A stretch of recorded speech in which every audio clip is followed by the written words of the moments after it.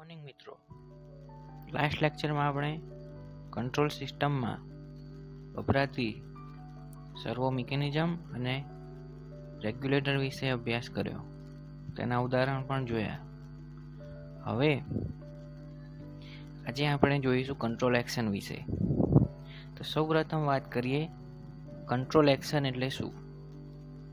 તો આપણે કોઈ પણ ઓટોમેટિક સિસ્ટમ હોય તેમાં જે આઉટપુટ જોઈતું હોય તે આઉટપુટને આપણે પ્રી ડિફાઇન કરીને, મતલબ કે તેને રેફરન્સ સિગ્નલ આપીને એક નક્કી આઉટપુટ તરીકે ડિસાઇડ કરીએ છીએ. પરંતુ અમુક સમય પછી બાહ્ય ડિસ્ટર્બન્સને કારણે આ આઉટપુટ તે નક્કી કરેલી વેલ્યુ પર કોન્સ્ટન્ટ રહી શકતું નથી, જેને પરિણામે તેમાં થોડું ઓફસેટ જોવા મળે છે. મતલબ કે અમુક સમય પછી ઓટોમેટિક જે સિસ્ટમ હોય તેમાં પણ અમુક એરર આવે છે, જેને લીધે પ્રીડિફાઇન આઉટપુટ આપણે મેળવી શકતા નથી. તો આ આઉટપુટને ફરીથી નક્કી કરેલા આઉટપુટ ઉપર લાવવા માટે તેમાં કોઈ કરેક્ટિવ એક્શન કરવી પડે છે. તો આ જે કરેક્ટિવ એક્શન કરીએ છીએ એ કરેક્ટિવ એક્શનને કંટ્રોલ એક્શન તરીકે ઓળખવામાં આવે છે.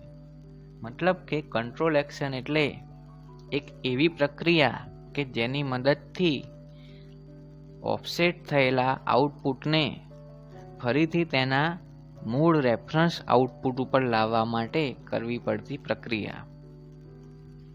અહીં આપણે સ્ક્રીનમાં જોઈ શકીએ છીએ કે in control system, once reference signal is set, then output will be generated automatically according to it. But due to some parameter like disturbance, noise and harmonic, there will be degradation in desired output value. To nullify such effect and get back to original desired output value, system need to take some action against it. Such action is known as a control action. Control એક્શનના મુખ્ય 7 પ્રકાર છે.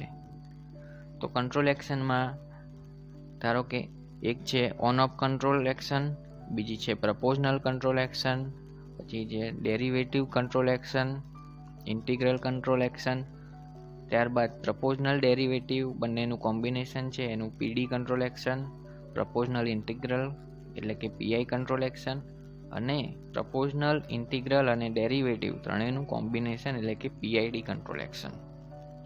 આ વિશે હવે ડિટેલમાં અભ્યાસ કરીશું. સૌપ્રથમ જોઈએ on off control action. On off control action એ સૌથી સિમ્પલ અને ફાસ્ટ રિસ્પોન્સ આપતી કંટ્રોલ એક્શન છે. મતલબ કે અહીંયા માત્ર 2 સ્ટેજ જ હશે, એક હશે ઓન અને એક હશે ઓફ. જ્યારે પણ તમે પ્રી ડિફાઇન સેટ કરેલું, મતલબ કે રેફરન્સ આઉટપુટ જે નક્કી કર્યું હશે તે રેફરન્સ આઉટપુટથી જો તમારું સિસ્ટમનું આઉટપુટ વિચલિત થતું હશે તો તમારી જે કંટ્રોલ એક્શન છે એ સ્ટાર્ટ થશે, અને જો પાછું મૂળ સ્વરૂપે આવી જશે આઉટપુટ, મતલબ કે મૂળ જે નક્કી કરેલી વેલ્યુ પર જો આઉટપુટ મળશે તો તમારી કંટ્રોલ એક્શન સ્ટોપ થઈ જશે. ઉદાહરણ તરીકે જોઈએ તો અહીંયા automatic electric iron, air conditioner, washing machine અને ઓવરહેડ વોટર લેવલ ઇન્ડિકેટર. દરેકમાં તમે જુઓ કે એક નક્કી કરેલી એક સેટ વેલ્યુ હશે, એ સેટ વેલ્યુથી જો આઉટપુટ વેરી થતું હશે તો દરેક સિસ્ટમમાં તેની સર્વો મિકેનિઝમ અથવા તો રેગ્યુલેટર ઓપરેટ થશે, અને જેવું આઉટપુટ તેના જોઈતા ડિઝાયર વેલ્યુ પર આવી જશે ત્યારે તે સિસ્ટમ બંધ થઈ જશે. એસીમાં પણ તમને ખ્યાલ છે, નક્કી કરેલ ટેમ્પરેચર ઉપર આવે એટલે તમારું કોમ્પ્રેસર બંધ થઈ જાય. જ્યારે ટેમ્પરેચર વિચલિત એટલે કે લો કે અપ કે ડાઉન જાય એ વખતે તમારું કોમ્પ્રેસર ઓન થશે. તે જ રીતે વોશિંગ મશીનમાં અને ઓવરહેડ વોટર લેવલ ઇન્ડિકેટરમાં. હવે જોઈએ પ્રપોઝનલ કંટ્રોલ એક્શન. પ્રપોઝનલ મતલબ સમપ્રમાણ, એટલે કે આ કંટ્રોલ એક્શનમાં તમારી જે એક્શન તમે લઈ શકશો, એટલે કે સિસ્ટમ જે એક્શન લેશે એ સિસ્ટમની એક્શન તેમાં જનરેટ થતી એરર એટલે કે આઉટપુટમાં જે એરર જનરેટ થાય છે એ એરરના સમપ્રમાણમાં હશે. Control action is પ્રપોઝનલ two error signal, મતલબ કે તમારું જે એરર સિગ્નલ આવે છે એના એ પ્રપોઝનલમાં હશે. Comparator use to generate error signal by comparing reference signal and output feedback signal. અહીંયા બ્લોક ડાયાગ્રામમાં દર્શાવ્યું છે કે કમ્પેરેટર કે જે ક્લોઝ લૂપ જે ડાયાગ્રામ હતો આપણો બ્લોક ડાયાગ્રામ ક્લોઝ લૂપ સિસ્ટમનો સેમ એ પ્રકારનો જે ઇનપુટ સિગ્નલ છે, કમ્પેરેટર છે, ત્યારબાદ એમ્પ્લીફાયર છે, એમ્પ્લીફાયરમાંથી આઉટપુટ જે સિગ્નલ મળે છે જે એક્યુએટિંગ સિગ્નલ, ત્યારબાદ છે કંટ્રોલ સિસ્ટમ અને છે આઉટપુટમાંથી ફીડબેક એલિમેન્ટ છે એ તમને સેમ્પલ આપશે. કમ્પેરેટરનું કામ શું છે? તો કમ્પેરેટરનું કામ એ આઉટપુટ અને રેફરન્સ સિગ્નલના કમ્પેરિઝન માટે છે અને જે એરર સિગ્નલ પ્રોડ્યુસ કરશે આ એરર સિગ્નલના પ્રમાણમાં આપણે કંટ્રોલ એક્શન લઈશું. તો આવી સિસ્ટમને કહે છે પ્રપોઝનલ કંટ્રોલ એક્શન. અહીં કેરેક્ટરિસ્ટિક જોઈએ આપણે પ્રપોઝનલ કંટ્રોલ એક્શનની. તો આકૃતિમાં દર્શાવ્યા પ્રમાણે જે સ્લોપ છે તે ઘણો વધારે છે, જેને લીધે અહીંયા આઉટપુટ અને ઇનપુટનો જે રિસ્પોન્સ હશે તે રિસ્પોન્સ ખૂબ જ ત્વરિત એટલે કે ખૂબ જ ઝડપી રિસ્પોન્સ હશે. અહીંયા તમને કોઈ ઓસિલેશન જોવા મળતું નથી, મતલબ કે અહીંયા આઉટપુટમાં કોઈ ઓસિલેશન પ્રોડ્યુસ નહીં થાય, પરંતુ તમે જુઓ છો કે અહીંયા જે ડોટેડ લાઇન છે તે ડોટેડ લાઇન કરતાં આઉટપુટ થોડું સાહેબ નીચે રહે છે, મતલબ કે તેમાં એક સ્ટેડી સ્ટેટ એરર થોડી જોવા મળશે જે શરૂઆતમાં નથી, પરંતુ ઘણા સમય પછી તમને ત્યાં એક ચોક્કસ સ્ટેડી સ્ટેટ એરર અહીંયા લાગુ પડે છે, જે પ્રપોઝનલ કંટ્રોલ સિસ્ટમનો એક ગેરફાયદો છે. અને આ સ્ટેડી સ્ટેટ એરરને લીધે તમારું એટલે કે સિસ્ટમનું આઉટપુટ થોડું ઓછું મળે છે.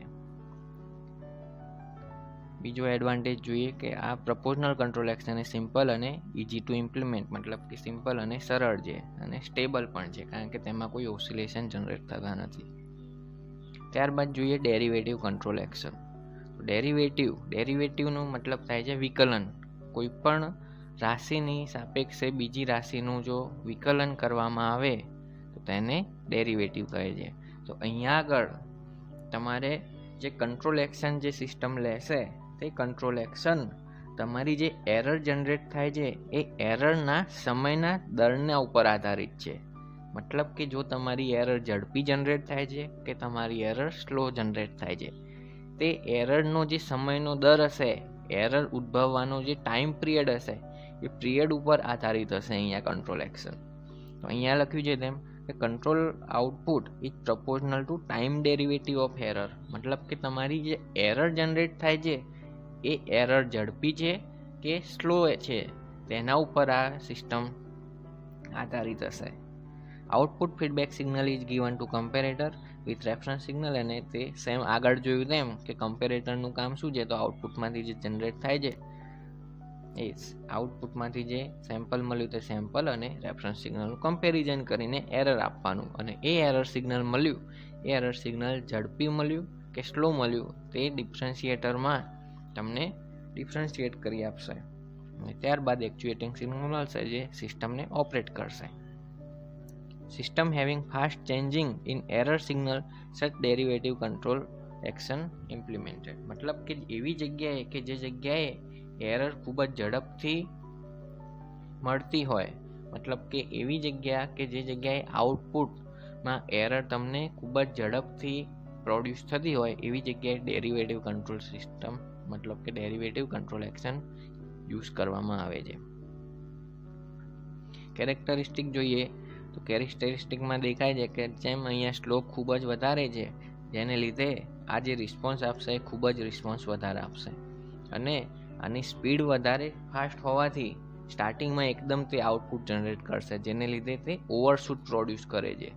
ઓવરશૂટ મતલબ કે તમારી રેફરન્સ જે આઉટપુટ નક્કી કર્યું હોય તે રેફરન્સ વેલ્યુ કરતાં પણ ખૂબ જ વધારે આઉટપુટ મળે તેને ઓવરશૂટ મળ્યું કહેવાય.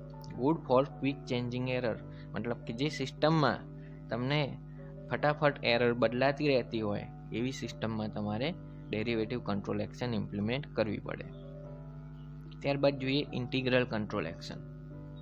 તો આ ઇન્ટિગ્રલ મતલબ કે સંકલન. તો સંકલન એટલે શું કે ભેગું કરવું.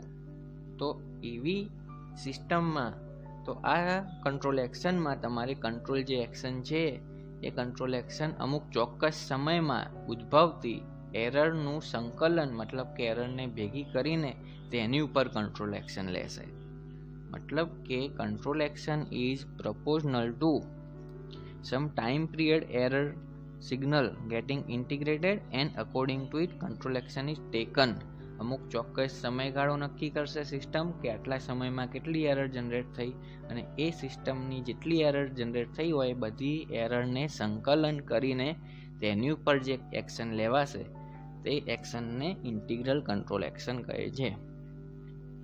અહીંયા પણ આગળ જોયું તેમ feedback from output error is taken during particular time interval.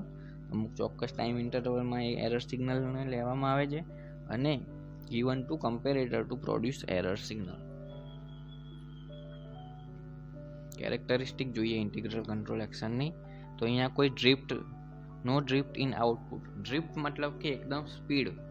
તો અહીંયા કોઈ તમને સ્લોપ ઘણો ઓછો જોવા મળે છે. ડેરિવેટિવ અને પ્રપોઝનલની જગ્યાએ મતલબ કે પ્રપોઝનલ અને ડેરિવેટિવની કમ્પેરિઝનમાં અહીંયા જે તમને આઉટપુટ લાઇન જોવા મળે છે તેનો સ્લોપ ઘણો ઓછો છે. મતલબ કે ટાઈમ જે એક્સિસ છે એની બાજુ થોડો ઢળેલો છે, જેને લીધે તમને આઉટપુટમાં કોઈ ડ્રીપ જોવા મળતી નથી. ત્યારબાદ બીજું જોઈએ કે જે રેફરન્સ સિગ્નલ છે આઉટપુટનું ડોટેડ લાઇન એનાથી ઘણું ઉપર તમને કોઈ લાઇન જોવા નથી મળતી. મતલબ કે ત્યાં ઓવરશૂટ પણ નથી, પરંતુ અહીંયા સ્લોપ ઓછો હોવાથી તેની રિસ્પોન્સ ઇઝ સ્લો. મતલબ કે ત્યાં તેની જે આઉટપુટનો રિસ્પોન્સ છે તે ઘણો ધીમો મળે છે. પરંતુ બીજી એક વસ્તુ નોટિસ કરીએ કે અહીંયા થોડા સમય બાદ આઉટપુટમાં તમને સાઇન વેવ જેવું જોવા મળે છે, જે છે તમને ઓસિલેશન. મતલબ કે આઉટપુટમાં તમને ઓસિલેશન અહીંયા મળશે. એટલે કે ઇન્ટિગ્રલ કંટ્રોલ સિસ્ટમમાં કોઈ ડ્રિફ્ટ નથી, મતલબ કે એક સાથે તેનો રિસ્પોન્સ મળતો નથી, એટલે કે રિસ્પોન્સ સ્લો છે. કોઈ આઉટપુટમાં ઓવરશૂટ નથી અને આઉટપુટમાં ઓસિલેશન મળે છે. હવે જોઈએ પ્રપોઝનલ ડેરિવેટિવ કંટ્રોલ એક્શન. અહીં આપણે જે જગ્યાએ અમુક વસ્તુ હોય કે તમને એક માત્ર પ્રપોઝનલથી તેનું સોલ્યુશન ના મળતું હોય, અથવા તો તમને માત્ર ડેરિવેટિવથી સોલ્યુશન ના મળતું હોય, અથવા માત્ર ઇન્ટિગ્રલથી સોલ્યુશન ના મળતું હોય, તો તેવી સિસ્ટમમાં આપણે બે કે બેથી વધારે કંટ્રોલ એક્શનનું કોમ્બિનેશન પણ કરી શકીએ છીએ. તો અહીંયા આપણે જોઈશું પ્રપોઝનલ અને ડેરિવેટિવ કંટ્રોલ એક્શનનું કોમ્બિનેશન, એટલે કે PD control action. Combination of proportional and derivative control action. Some part of error feeded to P and remaining part of error feeded to D. અહીંયા આકૃતિમાં દર્શાવ્યા પ્રમાણે અહીંયા કમ્પેરેટરમાં જે તમને આઉટપુટ મળે છે એ આઉટપુટ સિગ્નલ તમારે કમ્પેરેટરમાં અને રેફરન્સ સિગ્નલ આપશે, જેને લીધે કમ્પેરેટર આપણને એરર સિગ્નલ જનરેટ કરી આપશે. હવે આ જે એરર સિગ્નલ મળ્યું એ એરર સિગ્નલનો અમુક ભાગ તમારે એમ્પ્લીફાયર એટલે કે પ્રપોઝનલ કંટ્રોલ એક્શનમાં આપવાનું છે અને બાકીની એરર સિગ્નલનો અમુક ભાગ તમારે ડિફરન્શિએટરમાં આપવાનું છે, જે ડી કંટ્રોલ એક્શન ત્યાં આપશે. હવે બંનેનું જે આઉટપુટ જનરેટ થયું એ બંનેનું આઉટપુટ આપણે સમિંગ પોઈન્ટમાં એનો સરવાળો મતલબ કે સમેશન કરવાનું છે અને એ જે જનરેટ થઈને આપણને મળશે એ મળશે ફાઇનલ એક્ચ્યુએટિંગ સિગ્નલ. આ ફાઇનલ એક્ચ્યુએટિંગ સિગ્નલ આપણે આપીશું જી એટલે કે કંટ્રોલ સિસ્ટમમાં, અને જે આપણને એને લગતું આઉટપુટ આપણને જનરેટ કરી આપશે. અહીંયા ટૂંકમાં કહીએ તો આઉટપુટમાંથી તમને જે સેમ્પલ લો છો તે આઉટપુટનું સેમ્પલ અને રેફરન્સ ઇનપુટ સિગ્નલનું કમ્પેરિઝન કરીને એરર સિગ્નલ જનરેટ કરવાનું. હવે આ એરર સિગ્નલના બે ભાગ પાડવાના છે. એક ભાગ તમારે પ્રપોઝનલમાં આપવાનો, બીજો ભાગ આપવાનો છે ડેરિવેટિવમાં. બંનેનું જે આઉટપુટ મળશે એ બંનેના આઉટપુટને આપણે સમેશન કરીશું સમિંગ પોઈન્ટ વડે, અને એ આપણને ફાઇનલ એક્ચ્યુએટિંગ સિગ્નલ આપશે, જે આપણે કંટ્રોલ સિસ્ટમમાં આપીશું અને એ જરૂરી આઉટપુટ આપણને જનરેટ કરી આપશે. એ કેરેક્ટરિસ્ટિક જોઈએ પીડીની કંટ્રોલ એક્શનની, તો ઓવરશૂટ આમાં ઓછું થયું. એકલું ડેરિવેટિવમાં આપણે જે ઓવરશૂટ જોતા હતા એની કરતાં અહીંયા ઓવરશૂટ ઘણું ઓછું થયું. ત્યારબાદ જોઈએ ઓસિલેશન પણ ઓછા થઈ ગયા છે અને સમ સ્ટેડી સ્ટેટ એરર હજુ જનરેટ છે. મતલબ કે હજુ થોડી ઘણી પ્રપોઝનલ સિસ્ટમ હોવાને લીધે તેમાં થોડી ઘણી એરર સ્ટેડી સ્ટેટ એરર અહીંયા લાગુ પડશે. ત્યારબાદ જોઈએ પ્રપોઝનલ ઇન્ટિગ્રલ કંટ્રોલ એક્શન. હવે જો આપણે પ્રપોઝનલ અને ઇન્ટિગ્રલ કંટ્રોલ એક્શનનું કોમ્બિનેશન કરીએ એટલે કે પીઆઈ કંટ્રોલ એક્શન કરીએ તો તેનું શું કેરેક્ટરિસ્ટિક છે તે જોઈએ. તો some part of error is feeded to P and remaining part of error feeded to I control. જેમ આગળ પીડીમાં જેમ કહ્યું, પીડી કંટ્રોલ એક્શનમાં જે રીતે કહ્યું કે એરર સિગ્નલ જે આપણને મળે છે એરર સિગ્નલનો અમુક ભાગ આપણે પ્રપોઝલમાં આપીશું અને બાકીનો ભાગ આપણે ઇન્ટિગ્રલ એક્શનમાં આપીશું. બંનેનું જે આઉટપુટ મળશે એ આઉટપુટને આપણે સમિંગ પોઈન્ટ વડે સરવાળો કરીશું અને ત્યારબાદ તે આપણે કંટ્રોલ સિસ્ટમમાં આપીશું જે આપણને જરૂરી આઉટપુટ આપશે. અહીંયા જોઈએ characteristic of PI control action. તો રિડ્યુસ સ્ટેડી સ્ટેટ એરર. તો એકલી જે આપણને સ્ટેડી સ્ટેટ એરર જે મળતી હતી પ્રપોઝનલ કંટ્રોલ એક્શનમાં તે ઘણી વધારે હતી, પરંતુ અહીંયા પ્રપોઝનલની સાથે ઇન્ટિગ્રલનું કોમ્બિનેશન કર્યું હોવાથી અહીંયા સ્ટેડી સ્ટેટ એરર ઓછી મળશે. ત્યારબાદ આપણે ઇન્ટિગ્રલમાં જોઈ ગયા કે ઓસિલેશન આઉટપુટમાં મળતા હતા, પરંતુ અહીંયા ઇન્ટિગ્રલની સાથે પ્રપોઝનલનું કોમ્બિનેશન કર્યું હોવાથી આઉટપુટમાં મળતા ઓસિલેશનમાં પણ ઘટાડો થયો છે. ત્યારબાદ ઇન્ટિગ્રલ એકલી કંટ્રોલ એક્શન હતી એ ખૂબ જ સ્લો હતી, પરંતુ અહીંયા પ્રપોઝનલનું કોમ્બિનેશન કર્યું હોવાથી આઉટપુટમાં એમનો ફાસ્ટ રિસ્પોન્સ મળશે, જેને લીધે અહીંયા સ્લોપ થોડો વધ્યો છે અને સ્ટેબિલિટી અહીંયા રિડ્યુસ થશે કારણ કે આઉટપુટમાં હજુ પણ ઓસિલેશન અહીંયા મળે છે. પ્રપોઝનલ ઇન્ટિગ્રલ ડેરિવેટિવ કંટ્રોલ એક્શન મતલબ કે ત્રણ કંટ્રોલ એક્શન પ્રપોઝનલ, ઇન્ટિગ્રલ અને ડેરિવેટિવ ત્રણેયનું જો કોમ્બિનેશન આપણે કરીએ અને જે આપણને સિસ્ટમ મળે તેને કહેવાય છે પીઆઈડી કંટ્રોલ એક્શન. અહીંયા ત્રણ આપણે કંટ્રોલ એક્શનનું કોમ્બિનેશન કરીશું. આગળ જોઈ ગયા પીઆઈ અને પીડી કંટ્રોલ એક્શનમાં સેમ તે જ લોજિક અહીંયા લાગુ પડે છે. અહીંયા આકૃતિમાં દર્શાવ્યા પ્રમાણે આઉટપુટમાંથી ફીડબેક સિગ્નલ લઈશું અને રેફરન્સ ઇનપુટ સિગ્નલ બંનેનું કમ્પેરેટરમાં કમ્પેરિઝન કરીને એરર સિગ્નલ જનરેટ કરીશું. આ એરર સિગ્નલનો અમુક ભાગ આપણે એમ્પ્લીફાયર એટલે કે પ્રપોઝનલ કંટ્રોલ એક્શન માટે આપીશું, બાકીનો ભાગ ડિફરન્શિએટર કંટ્રોલ એક્શનમાં અને જે બાકી વધ્યો એ એરરનો ભાગ આપણે ઇન્ટિગ્રેટરમાં આપીશું. ત્યારબાદ આપણે પ્રપોઝનલ અને ડિફરન્શિએટરનું બંનેનું આઉટપુટનો સરવાળો કરીશું અને તેની સાથે ઇન્ટિગ્રલમાંથી મળતા આઉટપુટનો પણ સરવાળો કરીશું. આમ સમિંગ પોઈન્ટ વડે અહીંયા આપણે બે સમિંગ પોઈન્ટ યુઝ કર્યા. પહેલું સમિંગ પોઈન્ટ આપણને પ્રપોઝનલ અને ડિફરન્શિએટરનો સરવાળો કરી આપશે અને બીજું આપણને પ્રપોઝનલ ડિફરન્શિએટરનું જે આઉટપુટ મળ્યું એ આઉટપુટની સાથે ઇન્ટિગ્રેટરનો પણ સરવાળો કરી આપશે અને ફાઇનલ એક્ચ્યુએટિંગ સિગ્નલ આપશે. આ ફાઇનલ એક્ચ્યુએટિંગ સિગ્નલ આપણે કંટ્રોલ સિસ્ટમ જીમાં આપીશું જે તેને અનુસાર આઉટપુટ જનરેટ કરી આપશે. Characteristic of PID control action. અહીંયા આપણે પીઆઈડી કંટ્રોલ એક્શનની કેરેક્ટરિસ્ટિક જોઈએ. અહીંયા ઓફસેટ ઇઝ લો, મતલબ કે અહીંયા પ્રપોઝનલ અને ઇન્ટિગ્રલની સાથે ડેરિવેટિવ હોવાથી ડેરિવેટિવ એકલામાં જે ઓફસેટ મળતું હતું એ અહીંયા ઘણું ઘટી ગયું. ઓસિલેટર પણ પી અને ડી એટલે કે પ્રપોઝનલ અને ડેરિવેટિવની હાજરીને કારણે ઓસિલેશન પણ ઓછા થઈ ગયા છે. ઓવરશૂટ પણ ઓછું થઈ ગયું છે. મોડરેટ સ્પીડ મતલબ કે ડેરિવેટિવ કરતાં ઓછી સ્પીડ હશે, ઇન્ટિગ્રલ કરતાં વધારે સ્પીડ એટલે કે એની સ્પીડ મોડરેટ હશે. સ્ટેડી સ્ટેટ એરર જે પ્રપોઝનલ એકલામાં મળતી હતી તે એરર પણ અહીંયા ઘણી ઓછી થઈ જશે. હવે જોઈએ combined characteristic of PD, PI, PID control action. અહીં આકૃતિમાં જુઓ તેમ પીડી કંટ્રોલ એક્શન છે, પીઆઈડી કંટ્રોલ એક્શન છે અને PI control action. PI control action સૌથી નીચી છે કારણ કે તેનો રિસ્પોન્સ થોડો ઓછો મળશે કમ્પેરિઝનમાં.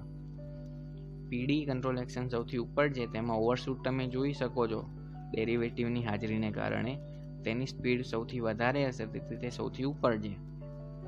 પીઆઈડી કંટ્રોલ એક્શન એ મિડલમાં છે કારણ કે તેની સ્પીડ મોડરેટ છે. આઈ કરતાં વધારે સ્પીડ, ડી કરતાં ઓછી સ્પીડ મતલબ કે એની સ્પીડ મીડિયમ છે. તો આ થયું આપણું કંટ્રોલ એક્શન. Thank you.